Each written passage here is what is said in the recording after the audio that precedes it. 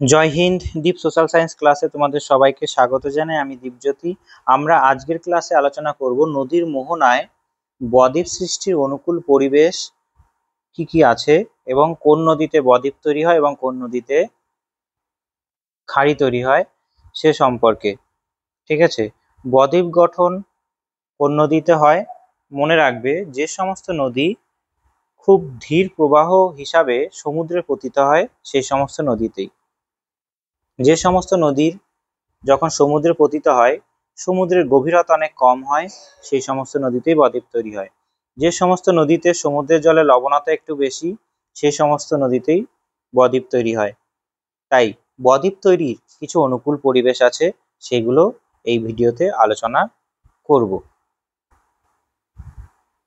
নদী যে সমুদ্রে পতিত হয় বা হ্রদে পতিত হয় সেই হ্রদের সঙ্গে নদীর জলের লবণতার এবং ঘনত্বের একটা আপেক্ষিক সম্পর্ক আছে। সেই ঘনত্বের সম্পর্কটা আমরা আগে পড়ে নিই। ঠিক আছে, পলিবাহিত নদীর সঙ্গে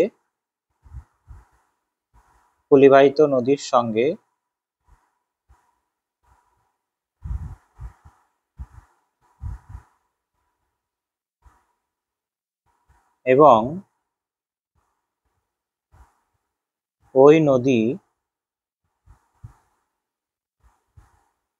যে স্থানে পতিত হয় সেখানকার হ্রদ বা সমুদ্রের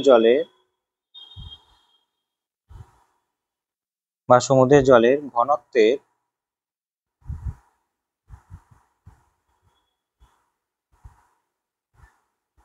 একটি আপেক্ষিক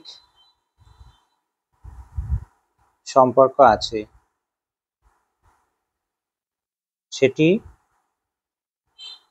হলো তিনটে সম্পর্ক।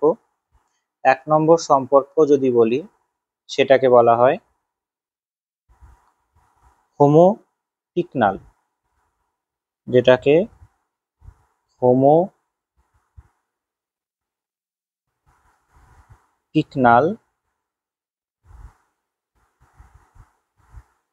হোমোপিকনাল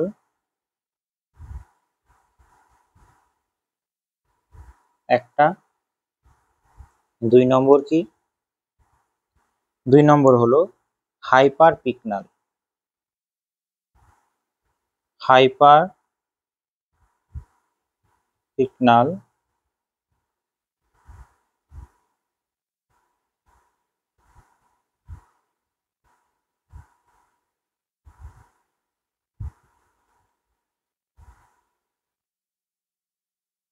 আর 3 নম্বর হলো হাইপোপিকনাল।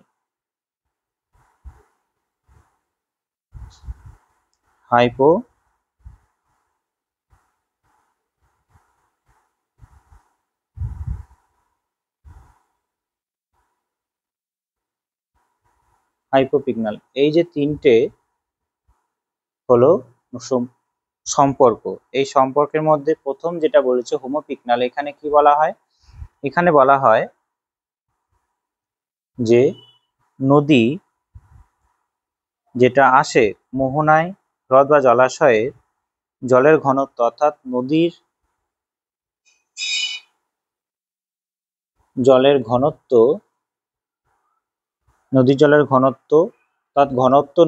ঘনত্ব কখন বাড়বে? লবণতার পরিমাণের উপর। লবণতার পরিমাণ বিশেষ করে, ঠিক আছে, লবণতার পরিমাণ বিশেষ করে, সেখানে পলিবালিও থাকতে পারে, সেটা আলাদা ব্যাপার। ঠিক আছে, বিশেষ করে লবণতার পরিমাণ, নদীর জলের ঘনত্ব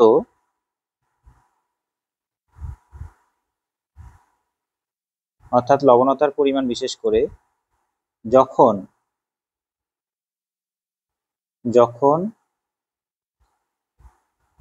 হ্রদ বা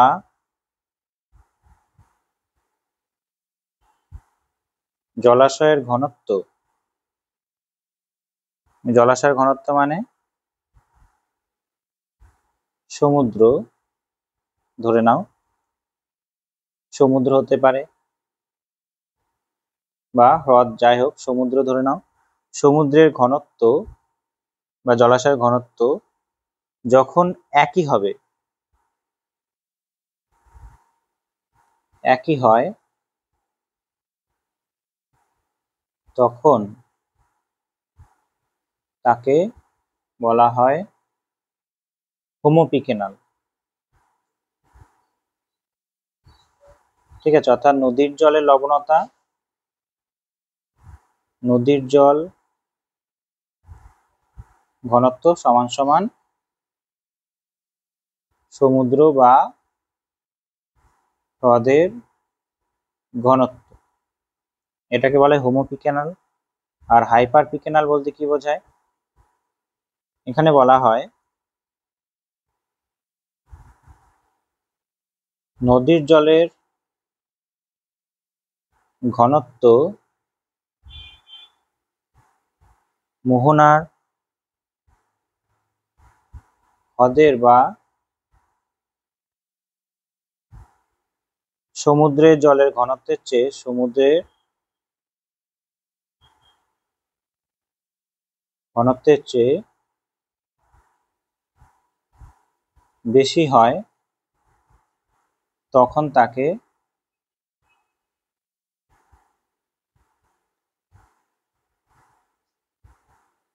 সেটা আবার বাংলাতে না লিখে ইংরেজিতে লিখে দিয়েছে, হাইপার পিকেনাল, তখন তাকে হাইপার পিকেনাল বলা হয়। মনে রাখবে এটা, বিশেষ করে এখানে কি হবে, নদীর জলের ঘনত্ব মানে লবণতা বেশি,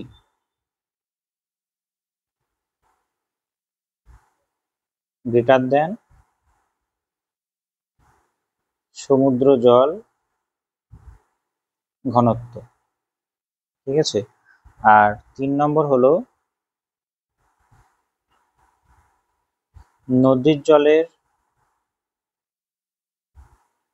আগত নদী, এটা ঠিক আছে, মোহনায় যেটা আগত নদী, সেই নদী জলের ঘনত্ব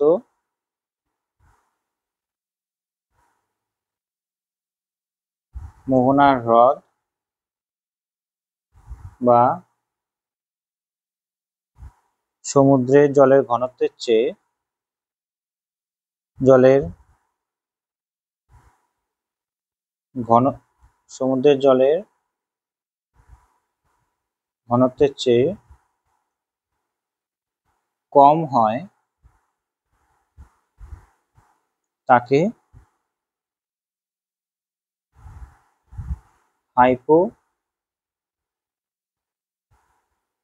হাইপোপিকেনাল প্রবাহ বলা হয়। সবকটাতেই প্রবাহ বলা হয়, লিখবে, হ্যাঁ? প্রবাহ বলা হয়।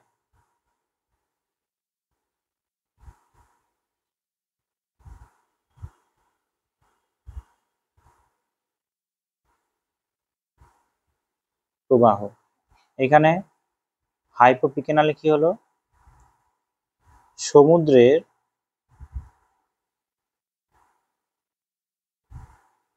জলের ঘনত্ব বেশি নদীর জলের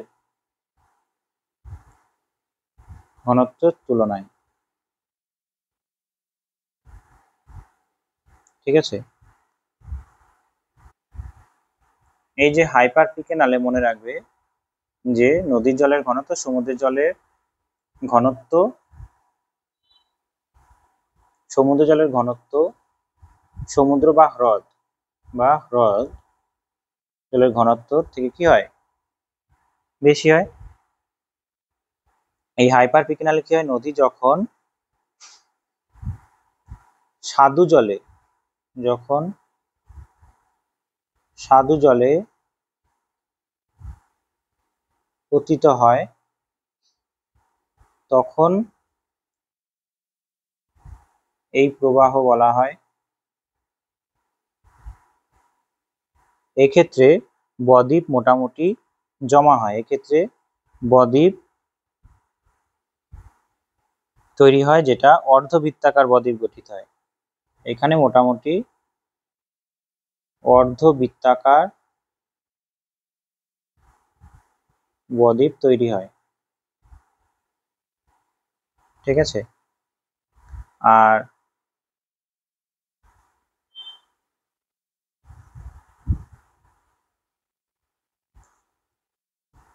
হাইপার, এই যে হাইপার পিকেনাল যেটা করেছি, এখানে ভুল হয়েছে, এটা এখানে হবে না, হাইপার পিকেনালে নয়, এটা এটা হলো হাইপো পিকেনালে, ঠিক আছে, এটা এখানে হবে।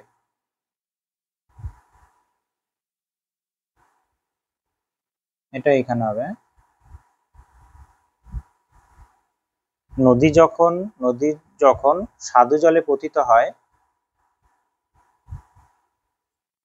না এখানে এইটা, এটা ওইখানেই হবে,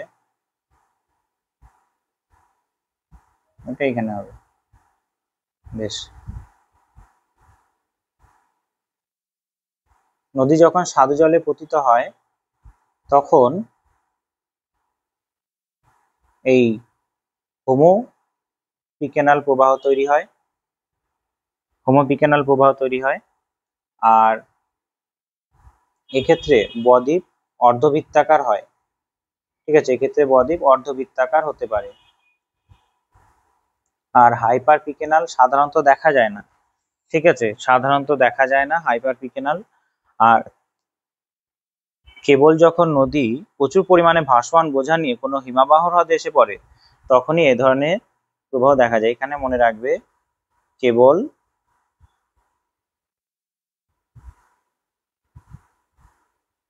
কেবল নদীর জল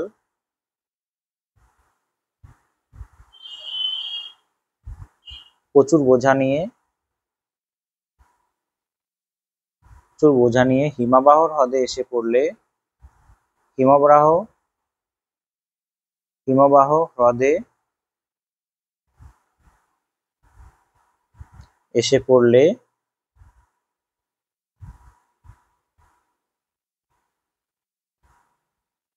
তখনই এমন প্রবাহ সৃষ্টি হয়, ঠিক আছে। তবে কি কি পড়লে? তিনটে, একটা পড়লে হাইপার পিকেনাল, যেখানে নদীর জলের ঘনত্ব বেশি সমুদ্রের জলের ঘনত্ব থেকে। আর একটা পড়লে কি, নদীর জলের ঘনত্ব আর সমুদ্রের জলের ঘনত্ব সমান। আর হাইপোপিকেনালে কি পড়লে সমুদ্রের জলের ঘনত্ব বেশি নদীর জলের ঘনত্বের তুলনায়। এবার যেটা হাইপোপিকেনাল পড়লে সেটা কখন হবে? সেখানে যখন নদীর জলের ঘনত্ব সমুদ্রের জলের হ্রদের ঘনত্ব সমান হবে। আর হাইপার পিকেনাল কখন হবে? যখন কোনো নদীর জল প্রচুর পরিমাণে বোঝা নিয়ে প্রচুর পরিমাণে বোঝা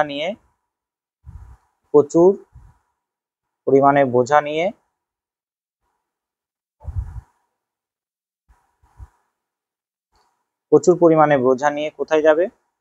প্রচুর পরিমাণে বোঝা নিয়ে হিমবাহর হ্রদে এসে পড়লে তখনই এমন প্রবাহ সৃষ্টি হবে, ঠিক আছে। আর হাইপোপিকেনাল সাধারণত দেখা যায় খুব ভালো রকম ভাবে। আর হাইপোপিকেনালেই সব থেকে বেশি বা বদ্বীপ তৈরি হওয়ার সম্ভাবনা বেশি। এখানে মনে রাখবে, হাইপোপিকেনালেই বদ্বীপ তৈরি হওয়ার সম্ভাবনা বেশি, ঠিক আছে। তাহলে হাইপোপিকেনাল বোঝা গেল। এইখানে সব থেকে বেশি করে কি হবে? বদ্বীপ তৈরি হবে এই হাইপোপিকেনালে, যেখানে সমুদ্রের জলের ঘনত্ব নদীর জলের ঘনত্বের তুলনায় বেশি। মনে রাখবে, এই শব্দ তিনটে কিন্তু পরীক্ষায় আসার চান্স সম্ভাবনা, ঠিক আছে। এই তিনটে শব্দ মনে রাখবে, ভীষণ ভাবে মনে রাখবে। যেখানে বদ্বীপ তৈরি হবে তার একটা প্রবাহ, নদীর প্রবাহর সঙ্গে সম্পর্ক বোঝানো হলো। যেখানে হাইপোপিকেনাল বলা হলো, হাইপার পিকেনাল বলা হলো, আর হোমোপিকেনাল বলা হলো। হোমো মানে সমান, সেই হিসাবে মনে রাখবে। ঠিক আছে, এরপরে আমরা পড়বো যে নদীর বদ্বীপ সৃষ্টির অনুকূল পরিবেশ কি কি আছে এবং সব নদীতে বদ্বীপ তৈরি হয়নি কেন। নদীর মোহনায় বদ্বীপ সৃষ্টির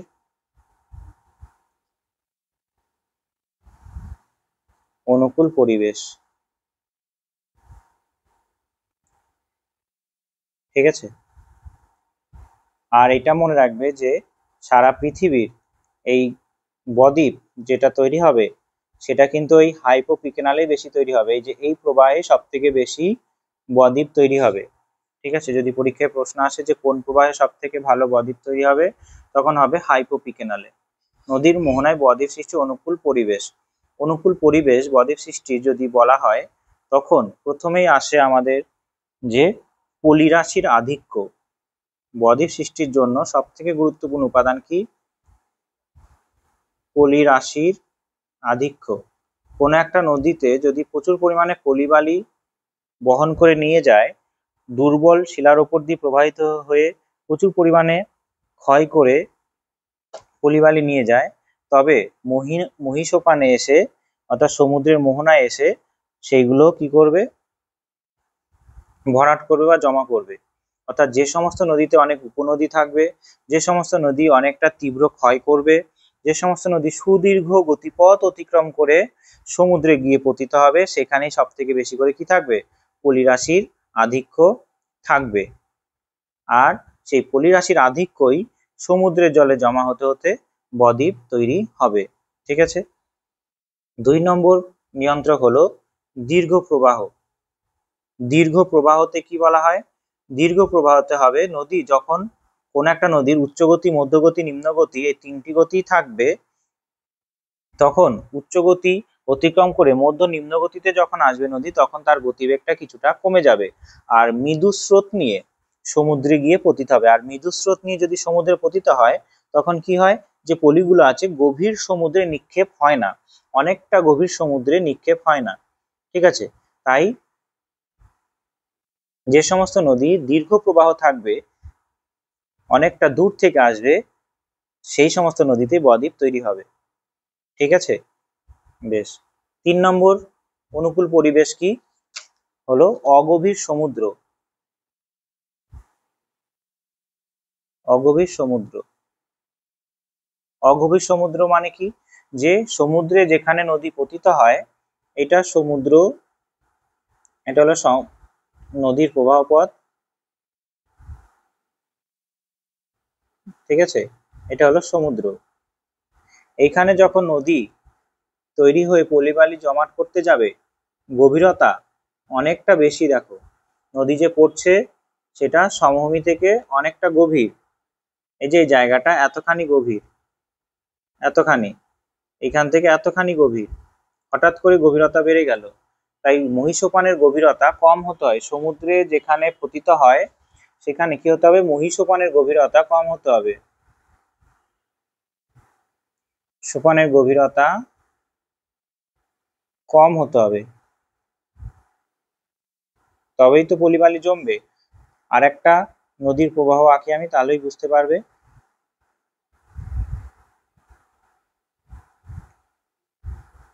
এটা হলো আর একটা মহীসোপান। ঠিক আছে, এইখানে দেখো সমুদ্র অনেকটা কম গভীর। ঠিক আছে, মহীসোপান আছে ভালো, এটা হলো মহীঢাল, এটা হলো গায়ট। তবে এইখানে সমুদ্রটা কি অনেকটা কম গভীর। ঠিক আছে, তাই নদী পাহাড় থেকে এসে পলিবালি নিয়ে এখানে খুব সহজেই বদ্বীপ তৈরি করতে পারবে, এরকম বদ্বীপ তৈরি করতে পারবে।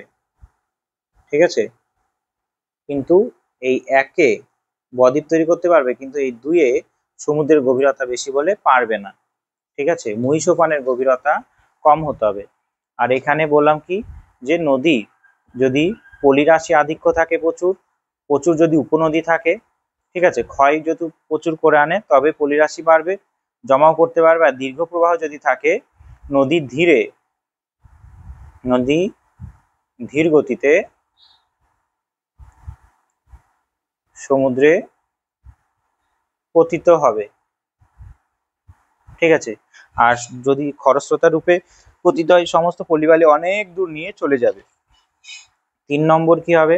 3 নম্বর আছে কি শান্ত সমুদ্র, সরি 4 নম্বর নিয়ন্ত্রক হলো শান্ত সমুদ্র। সমুদ্র যদি শান্ত হয় তবে জোয়ার ভাটার প্রকোপ কম থাকে, তরঙ্গের প্রভাব কম থাকে, তখন পলিবালি বেশি দূর অপসারিত হয়ে যেতে পারবে না। ঠিক আছে, পলিবালি অপসারিত হয়ে যেতে পারবে না, তাই জোয়ার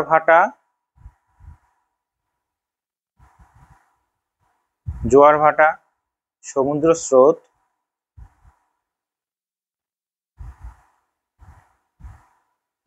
সুনামি প্রকোপ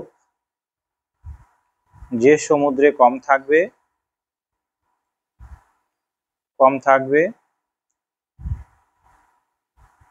সেটাই শান্ত সমুদ্র, আর সেখানেই বদ্বীপ তৈরি হবে। ঠিক আছে, যদি শান্ত না থাকে পলিরাশি কি হয়ে যাবে? অপসারিত হয়ে চলে যাবে। তারপরে আরেকটা আছে কি 5 নম্বর। 5 নম্বর হলো অধিক লবণতা ও ঘনত্ব। অধিক লবণতা ও ঘনত্ব। ঠিক আছে, অধিক লবণতা ও ঘনত্ব যদি বেশি থাকে তবে যে পলিবালিগুলো সমুদ্রে গিয়ে পড়ছে, কার লবণতা বেশি থাকবে? সমুদ্রের জলের। এটাকে কি প্রবাহ বলে? হাইপোপিকেনাল। অর্থাৎ হাইপোপিকেনাল প্রবাহে মোহনায়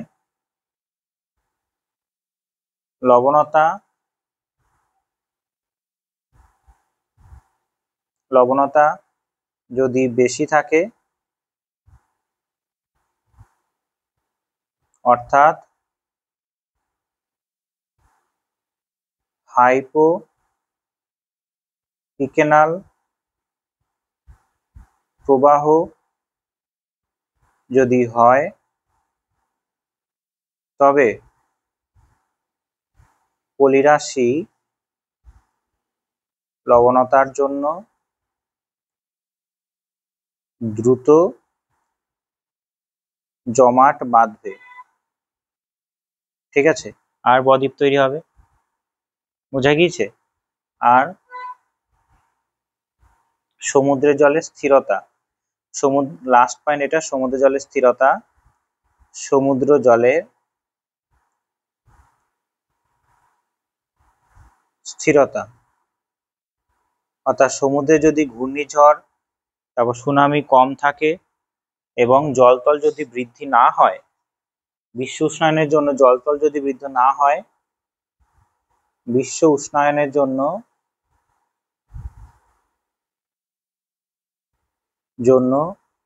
জলতল অর্থাৎ সমুদ্র জল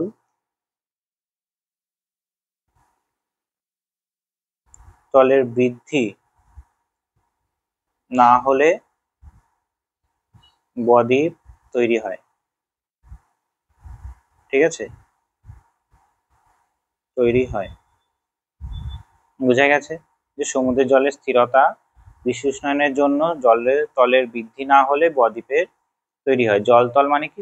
যে সমুদ্রপৃষ্ঠ যেখানে ছিল তার থেকে যাতে আরো উঁচু না হয়। ঠিক আছে, যদি হতো না হলে বদ্বীপ তৈরি হয়। যদি জলতল বাড়ে তবে নবগঠিত বদ্বীপ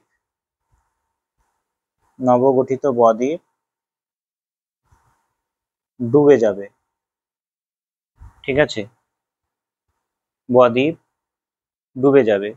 ঠিক আছে, সুন্দরবনে আমাদের এরকম বদ্বীপ আছে যাদেরকে বলা হয় কি এরকম ডুবে গেছে, তাদেরকে বলা হয় ভ্যানিশিং আইল্যান্ড।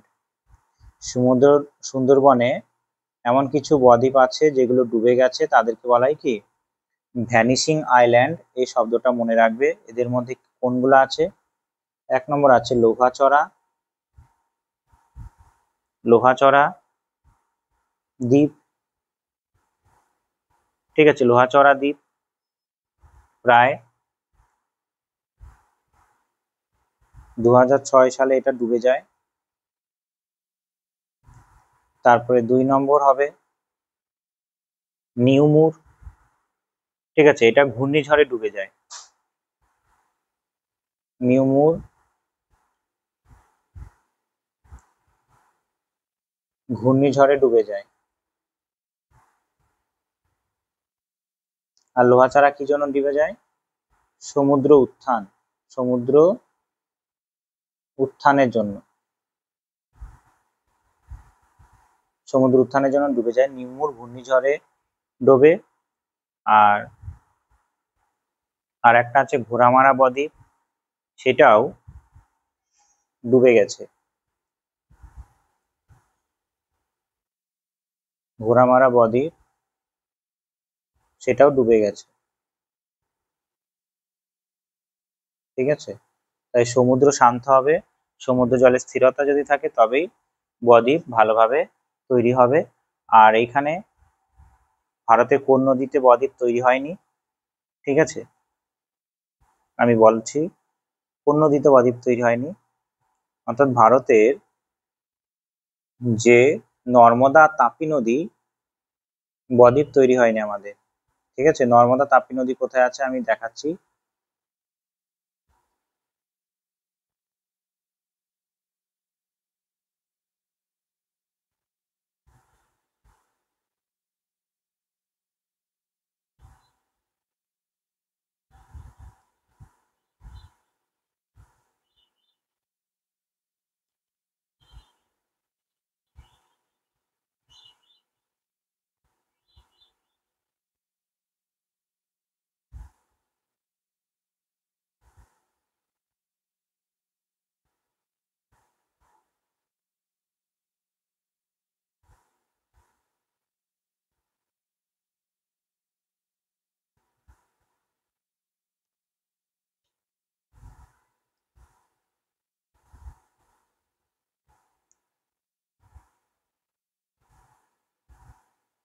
মোটামুটি ভারতের একটা ম্যাপ আঁকলাম এইখানে। এটা হলো নর্মদা নদী, এটা হলো তাপি নদী। এই নর্মদা তাপি নদী বস্তু উপত্যকা দিয়ে প্রবাহিত হচ্ছে। এটা হলো বিন্ধ্য পর্বত, এটা হলো সাতপুরা পর্বত। ঠিক আছে, এই নর্মদা তাপি নদী সমুদ্রে যেখানে পতিত হয়েছে সেখানে সমুদ্র জলের গভীরতা এরকম। এটা হলো সমুদ্র, এটা হলো সমুদ্রের জলের পশ্চিমঘাট পর্বত। অর্থাৎ এইখানে নর্মদা নদী অনেকটা উঁচু থেকে নিচের দিকে পড়েছে। ঠিক আছে, অর্থাৎ খরস্রোতা নদী নিয়ে, অর্থাৎ খরস্রোতা নদী রূপে নিচের দিকে পতিত হয়েছে। আর মহীসোপানের গভীরতা অনেকটা বেশি, মহীসোপানের গভীরতা অনেকটা বেশি থাকায় নর্মদা নদীতে, এটা কি নদী? নর্মদা নদী। নর্মদা নদী অনেকটা উঁচু থেকে নিচের দিকে পতিত হয়েছে, তার জন্য বদ্বীপ তৈরি হয়নি নর্মদা তাপি তাপি নদীতে। ঠিক আছে, এই নদী দুটোই খরস্রোতা রূপে প্রবাহিত হয়েছে, খরস্রোতা, তাই এখানে বদ্বীপ তৈরি হয়নি। মনে রাখবে ভীষণ করে যে নর্মদা তাপিতে কেন বদ্বীপ তৈরি হয়নি। আর যেখান দিয়ে গেছে, এই যে এটা কি, এই টোটালটা যেখান দিয়ে এই নর্মদা নদী প্রবাহিত হয়েছে, এই যে এই জায়গাটা হলো কঠিন শিলাস্তর। এই ইয়েলো কালার যেটা দিচ্ছি সেটা হলো টোটালটাই কঠিন শিলাস্তর। ঠিক আছে, তাই ক্ষয় করার জন্য ক্ষয় করে কোনো পলি পায়নি, ক্ষয়ও করতে পারেনি, পলিও পায়নি। তাই পলি আর কি ভরাট করবে? ঠিক আছে, এটা কি, এটা একটা কঠিন শিলা। নর্মদা নদী যেখান দিয়ে গেছে সেটা কঠিন শিলা, তাই বদ্বীপ তৈরি করতে পারেনি। তারপরে দৈর্ঘ্যটা অনেকটা কম, অর্থাৎ 1 নম্বর পাইনি স্বল্প দৈর্ঘ্যের জন্য, দৈর্ঘ্য অনেকটা কম, নর্মদা তাপিতে বদ্বীপ তৈরি হয়নি। 2 নম্বর গতিটাও তীব্র গতি, কারণ অনেকটা উঁচু থেকে নিচের দিকে পতিত হচ্ছে, তাই পলিবালি যা ছিল সব দূরে চলে গেছে। মহীসোপানটা খাড়া, অর্থাৎ এই যে এইখানটা, এই যে এই জায়গাটা দেখতে পাচ্ছ, এই জায়গাটা কতটা খাড়া, অনেকটা উঁচু থেকে নিচে পড়ছে, তাই মহীসোপান খাড়া, মহীসোপান খাড়া মানে অনেকটা উঁচু থেকে নিচে পড়ছে। আর যে জায়গা দিয়ে প্রবাহিত হচ্ছে সেটাকে বলা হয় কঠিন শিলাস্তর। কঠিন শিলাস্তর, যেখান দিয়ে প্রবাহিত হচ্ছে কঠিন শিলাস্তর, তাই পলি নেই। এই চারটে কারণের জন্য নর্মদা তাপিতে বদ্বীপ তৈরি হয়নি। কিন্তু এখানে তোমরা দেখতে পাবে যে গোদাবরী, কৃষ্ণা, কাবেরী, এটা হলো গোদাবরী, এটা হলো কৃষ্ণা, আর এখানে কাবেরী, এই তিনটে নদীতে কিন্তু বদ্বীপ তৈরি হয়েছে। তারপরে গঙ্গা নদীতেও বদ্বীপ তৈরি হয়েছে, ঠিক আছে। ব্রহ্মপুত্র নদীর মোহনাতেও বদ্বীপ তৈরি হয়েছে। তাই বদ্বীপ তৈরি হয়নি ভারতের যদি প্রশ্ন দেয় নর্মদা তাপ্তি নদীতে। তার কারণ কি? যে এখানে এই চারটে কারণের জন্য, ঠিক আছে। কারণ বদ্বীপ সৃষ্টির জন্য যে ক্রাইটেরিয়া ফলো করতে হয় সেগুলো নেই এর। বোঝা গেছে? এটা হলো নর্মদা নদী, বস্তু উপত্যকার মধ্য দিয়ে প্রবাহিত নদী, আর এটা হলো তাপি নদী, ঠিক আছে। এর পরের ক্লাসে আমরা আলোচনা করব কি বদ্বীপের শ্রেণী বিভাগ সম্পর্কে, ঠিক আছে। এটা একটা কি, এটা হলো পশ্চিমঘাট পর্বত, পশ্চিমঘাট পর্বত, ঠিক আছে, পশ্চিমঘাট পর্বত। আর কোথায় খাড়ি তৈরি হবে সেটা আগের ক্লাসে আলোচনা করেছি, খাড়ি তৈরির অনুকূল পরিবেশ, ঠিক আছে। তবে আজকের জন্য এইটুকুই। ভালো থাকবে। জয় হিন্দ, জয় ভারত।